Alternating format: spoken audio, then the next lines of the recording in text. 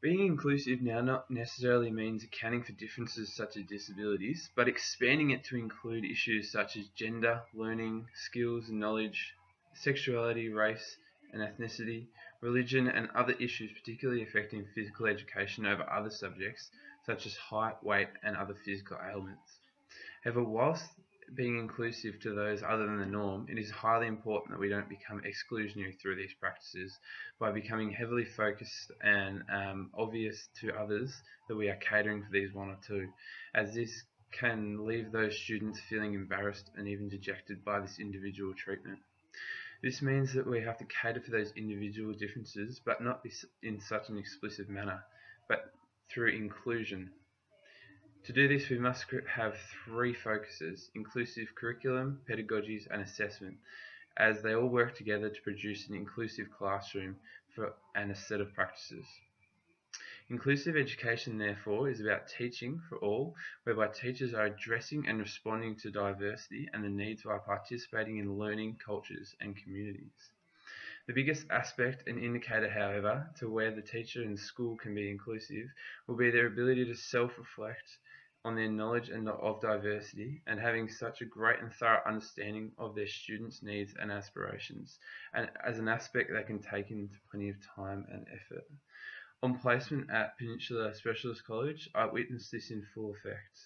Teachers could not begin to teach inclusively if they did not understand their students, their conditions, capacities, friendships, and even home backgrounds.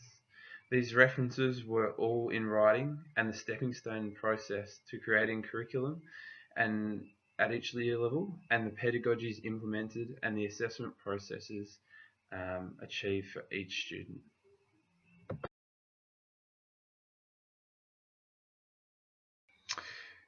With the introduction of the new Victorian curriculum, the processes and what was taught were meant to change to reflect the current society and ways of teaching. It gives great scope to the teaching of many different aspects of health and sports, rather than purely the scientific and risk-based perspective. An inclusive curriculum therefore requires teachers to be flexible, relevant and adjustable to the needs of our lifelong learners, reflecting a desired inclusive society, eliminating marginalisation and equitably distributing our opportunities. For some, however, this may be quite an issue due to the rigid culture and games environment which exists amongst teachers and schools. Masculinity in sport is a definite aspect which limits the range of inclusive curriculum. This means that teachers stick to teaching what they were taught as children in school and what makes them comfortable. This leads to the repetition of AFL, soccer, swimming, volleyball and basketball. We have to begin to look to go past this core curriculum and further develop sports with different genders, cultural differences and skills. We have thousands of different sports to choose from, whether they be fencing, table tennis, darts, fast five netball, rock climbing, circus, culturally differential, indigenous dances, bowls, equestrians, or kabaddi. If we differentiate the choices, it gives different students more chance to succeed, be engaged, or show their talents, rather than the skilled and athletic males. It also creates diversity in the movements that are accepted in the classroom, away from basic kicking and throwing skills. Students may even be given the chance to choose from different sports if they are not restricted by sporting curriculum boundaries. To provide an inclusive curriculum, we might also have to modify and accommodate for academic and learning capacity difference. This means we're looking at content and content scriptures, as well as achievement standards for the age, but making it appropriate, whether it be up or down. We set close to the developmental standard for each child so that they can learn and grow without being stopped by restrictions or because topics are too hard. I experienced a clear example of this while at the special school, where teachers would go to the curriculum, go against the level band for their students, but as they didn't have the capacity to learn at that standard, they scaled it back from maybe a 5-6 band into a 1-2 band, while looking at the content descriptors and how they would teach that so that while the students would learn what is in the 5/6 band, they will learn it at a more 1/2 standard, so that it wasn't too hard and unattainable for the students. Our choices should also lead to inquiry and exploration, as there is no point to learning unless it makes the students think. The last aspect of an inclusive curriculum is that it is system-wide rather than individual. It requires teacher collaboration, as there is almost no point to teaching inclusively at Year 8, say, if that concept is not going to be transferred onto Year 9, Year 10, Year 11, Year 12, and so on. To create diverse and inclusive curriculum, we must not fear being ostracised for producing change where what we teach can be modified or personalised to the learner, be interest-based, developmentally appropriate, so that, like the tradition of the past, we are not standardising to the common average. The ability to create an inclusive curriculum will influence the teacher's ability to also produce inclusive pedagogies and assessments.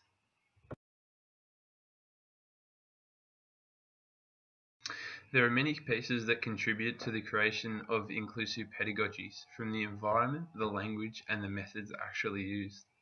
We must use a strengths-based approach, meaning that we use what students have, not focusing on what they don't have. The environment of the classroom will be central to the ability to teach inclusively, so that practice is both accounted for but also incorporated within it. If the teacher has the capacity to set up a supportive environment where students of difference feel safe, the implementation of strategies will be more simple. For students to learn at their greatest level, conduct in social activities, or display their talents, they must feel comfortable. Whether it is through rules such as no put downs or appropriate ways to conduct themselves, it will lead to students expressing themselves far better, which can allow for a greater level of inclusion. The next aspect which the teacher has to be quite careful with is their use of language. This may be as simple as saying ladies and gentlemen rather than guys, or referring to students by name if they aren't sure about the student's identity. Hopefully it would never happen, but also not saying terms such as that's so gay, retarded, or you throw like a girl, as that immediately puts any practice outside of the inclusive framework and demeans that particular type of person. Even being careful about how you say to complete actions is key, as I've witnessed it this semester. I've been working with a client in a wheelchair, and just being careful making references such as running, standing up, sitting down, or turning around is quite important for the teacher, as this can be hurtful if taken the wrong way by the student. Another way that teachers must be mindful in the way that they are being inclusive is having different ways of transferring the same information. Whether this be verbal, such as instruction, visuals through pictures, or kinesthetics through actually touching the object, a range must be used for students to learn. If we can complete learning transfer in these different ways, it gives individuals a far greater chance to learn, no matter their preference for receiving, or if individuals, say, have a physical ailment such as deafness or blindness.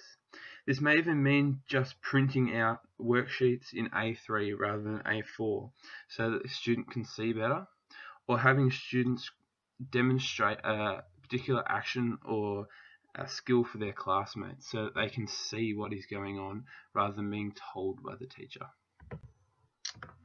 Having different materials and equipment can also be important, something which I saw firsthand on placement. As each student was completely different at the special school, having access to different equipment such as iPads, paper, or computers to write and comprehend words, counters, dice, jelly beans, ice ball sticks, whiteboards, or interactive TVs for numeracy, and big, small, long and complex, or short and easy books for reading, all used based on the skills, likes, and competencies of the student at the special school. In a sporting context, this may mean using bigger balls to play cricket, lowering the ring for netball, or maybe making the goals smaller in handball to either increase or decrease the difficulty for the students based on their ability levels in the sport. Teacher-student collaboration and communication will also be key, as without the student, the teacher won't know how the student feels or whether they are truly meeting their needs. Other methods to creating inclusiveness is through critical and inquiry-based pedagogies, which reduces further collaboration, discussion, and peer learning. The teacher removes themselves as the expert and challenges students to create their own class-based knowledge. Other sports models which can help deliver inclusive pedagogies are models such as sport education, creative PE, and game sense. Sport education is when a sport or game is played over a number of weeks, maybe even a term. Students are put into designated groups by the teachers, where students must take responsibility each week for the teaching, warming up, setting up the game, or refereeing the game. This model allows students to each have a role and responsibility within each lesson, being inclusive as it requires all students to contribute to the team success rather than those two athletic boys who always dominate the games. The second model is creative PE, which involves students creating their own sport or activity. This is inclusive as it allows students to bring their own ideas, creating a sport which no one has ever played, which brings everyone back to the pack as skill levels are closer, using alternate skills, and meaning that students have the ability to feel heard and contribute to all sessions. The third model is game sense, which is about modifying a game so that skills and tactics are used without it being the actual game. This is a further inclusive approach as it allows students to work at their own pace they require and develop the skills they need without the pressure of a game. As it is smaller-sided games, the ability to touch the ball, be required to play, or play in the modified game with others of similar ability allows for this inclusivity. To have inclusive pedagogies, it means that you have set up a supportive environment with appropriate language and allows for student involvement with differing equipment and teaching methods so that the message can be differentiated and transferred for the learning of all students. In PE, the traditional exclusive assessment practices have focused on the student's ability to perform a skill or movement against a set criteria, no matter the student's individual difference. This means that those students who can already perform the task with the correct technique will automatically get an A, and those who have never touched a ball are at risk of failing. The assessment must allow students to show what they can rather than what they cannot do. Whilst assessment cannot be just based off effort and participation alone, as it would not give the subject the ability to show its academic worth, it means students have to be marked against performance. This may mean, however, that an individual assessment is set where grades are based on the progression of the student's skills throughout the unit. This means that where students start and end up will be the determinant, rather than the set criteria of whether you can throw and jump. This allows students to show improvement and progression, along with the motivation to try when they might not have previously. In a PE context, this means how far a student may be able to throw the discus, hit the baseball, or make consecutive baskets compared to the previous tests that were conducted at the start of the semester. This allows assessment to be more fluid, giving students of all abilities and background the chance to succeed in an individual manner, whilst however acknowledging those at the top especially may find it difficult to achieve incremental improvement. Rather than purely skills-based assessment, it is also thought that the incorporation of other aspects of sport can be assessed, such as the rules, tactics, or the teaching roles and responsibility as part of the sport ed model. Another method to increase the variety of ways in which students could demonstrate their skills and understanding may mean giving the students choice and negotiation about the presentation of information. This may mean videos, PowerPoints, posters, visual demonstrations, dioramas, or anything which could be inventive and authentic and shows off their skills rather than a written test on muscles and bones. While still based off criteria, improvement-based assessment and providing students with a variety of assessments can drive and motivate the student, as they know they have a chance of getting a good grade no matter their skills, an option that they may have not had in the past.